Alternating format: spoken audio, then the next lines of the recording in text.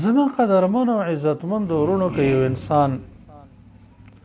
په دنیا کې د دنیا د یو بادشاه د رحم مستحق وګرځي او هغه په رحم وکي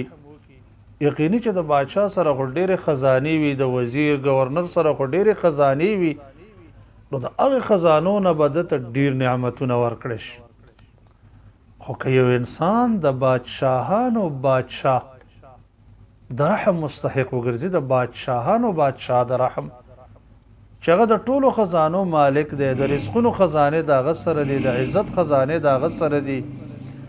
د ترقۍ خزانې د هغه سره دي د ښکلي ښایسته او صالحو بچو خزانې د هغه سره دي هیڅ یو څیز نشته وان من شیء الا عندنا خزائنه رب العالمین فرمایي هیڅ یو څیز نشته مګر زمونږ سره د هغې خزانې دي او یو انسان د بادشاهانو د بادشاه د رحمت مستحق وګرځي دته به څومره سهولیات فراهم شي نو که یو سړی غواړي چې زه د رب العالمین د رحمت مستحق وګرځم دا دې د خپلو خپلوانو سره خپلولي قایمه ساتي دا دې د رشته دارانو سره رشته داري قایمه ساتي په معمولی خبره د دوی سره تعلق نه پرې کوي په معمولی خبره د هغوی ته اذیت نه ورکوي دی به د الله د رحمت مستحق وګرځي حدیث کې راځي امام بخاری و امام مسلم رحمهم الله روایت نقل کړی دی د عائشې رضی الله عنها نه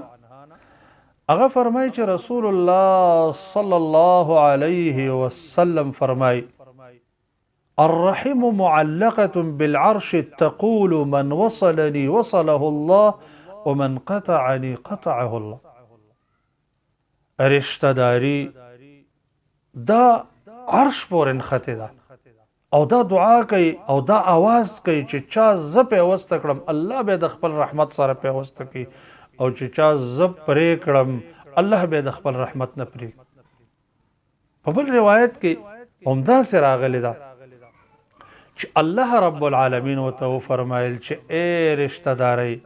ته په دې باندې خوشحاله نه یې چې چا ته پیوسته کولې هغه به زه د ځان سره د خپل رحمت سره پیوسته کوم او چې چا ته پرې کولې هغه به زه د خپل ځان او د خپل رحمت نه پرې کوم د خپلوانو سره رشته داري قایم ساتل په حقیقت کې د الله د رحمت سره تعلق ساتل دي رشتہ دارانو سره رشتہ داری پرې کول په حقیقت کې د الله د رحمت سره خپل تعلق پرې کول دي